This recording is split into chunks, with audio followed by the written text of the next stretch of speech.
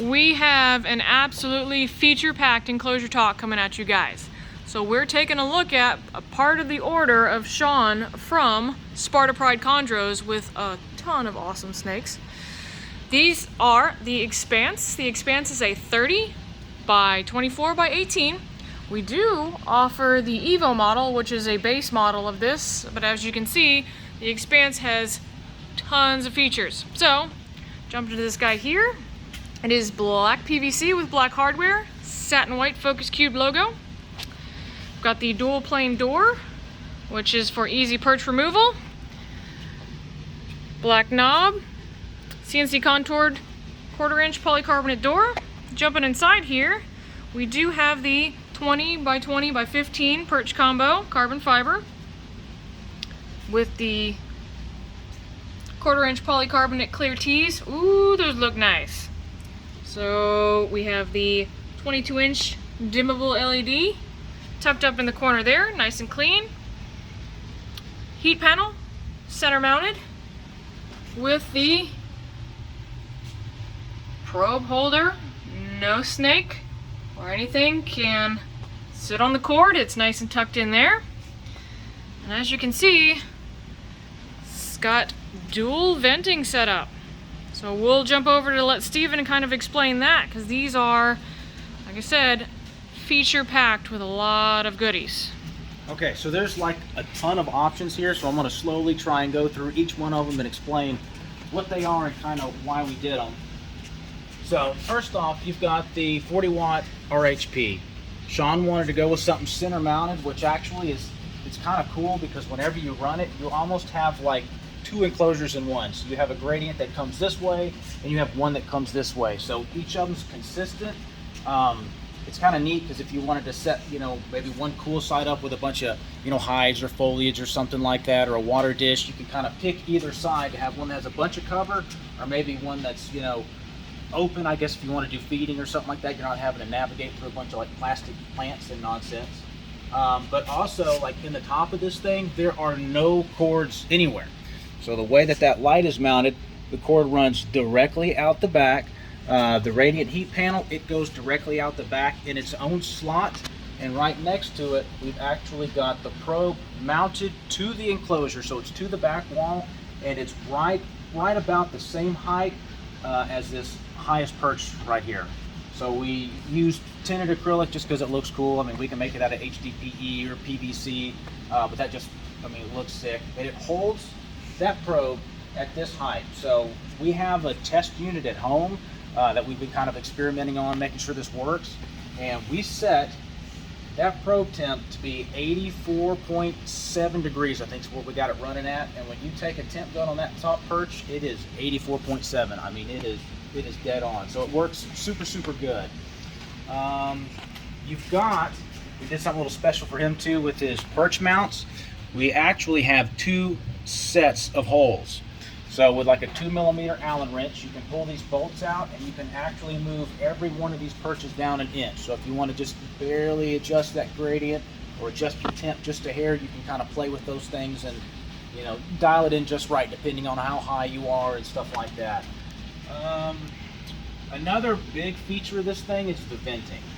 So we actually have a set of vents in the front in the substrate dam, and we have two sets in the rear. So the first we're going to show you actually has a tinted acrylic plate that's got a bunch of perforations in it. So those perforations line up with a set of slotted vents behind them that kind of mimic what's in the back. So this acts as like a baffle. So you can configure the venting in this thing like a bajillion different ways. So we'll kind of like walk around and show you a few different setups.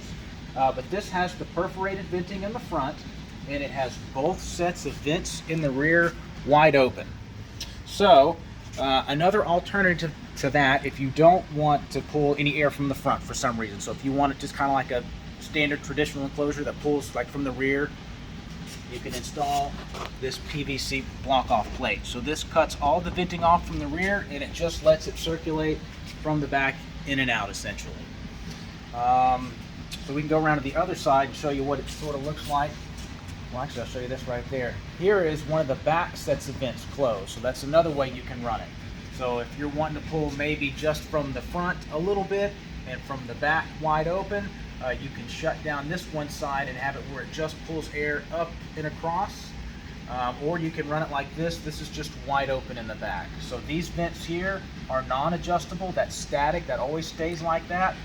You can take your PVC block off plate. You can close this completely and just have cross flow. So you go on this side. When this plate is removed, this is what the front looks like. So it's kind of mimicking those back vents there. And like this one, you can see the vents inside are closed from the rear, so you've got air that pulls there, it goes up, over, and across. Now this is how we run the one at the house, essentially just pretty much just like this. And it's really funny, the snake is almost always on that front perch near the fresh air intake. So I think the animal's clever enough, it knows where air is moving in that enclosure. And when he goes to hunt, he's oftentimes up in that back corner over there near the exhaust exit. So it's kind of cool watching them use all that stuff. So yeah, you can configure it a bunch of different ways. We figure this front plate is going to be the one that's going to be removed a whole bunch. So we've actually got stainless steel inserts in there, so they're not going to corrode or anything, and it's not going to wear out. So if you take your Allen wrench and you're pulling those things in and out a bunch, you're not going to have to worry about, you know, wearing the front of this thing out. Now something else that's not part of the enclosure is actually these little thermal spacers. So we'll go back around to this side. Well, actually, this will work with both of us. My bad. This is the front side of it. So you can experience heat creep over time, even though PVC is a good insulator. If you've got a bunch of panels and if, you know, your ambient's a little bit cool and they're running at higher duty cycles on and off more, you can have some heat transfer between enclosures. So if you're trying to keep everything as static as possible, we've got these PVC spacers designed that this side is actually the intake side of it. So since these panels are centrally mounted, we have airflow that's actually going to run between these spacers, and it's going to exhaust out the back side. I'll show you that. And if you notice, this side here is higher and it's thinner. So what these look like is actually this guy right here. So we kind of borrowed some of the ideas from the watercraft industry, so high performance boats and skis and stuff like that. This is actually kind of a design they use to create bow lift. So you got to assume that, you know, airflow, water flow is kind of a similar thing. When you've got your panel that's mounted center rear here, this is where the heat's going to be generated. So this is, it's a greater volume right here.